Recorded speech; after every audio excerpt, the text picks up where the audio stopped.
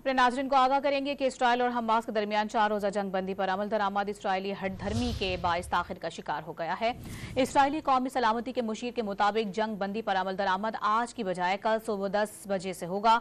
Israeli अहदेदार का कहना है कि गजा में यरगमालियों की रहाई के लिए जुमे से कबल लड़ाई नहीं रोकी जाएगी, न ही जुमे से पहले किसी कैदी को रहा किया जाएगा।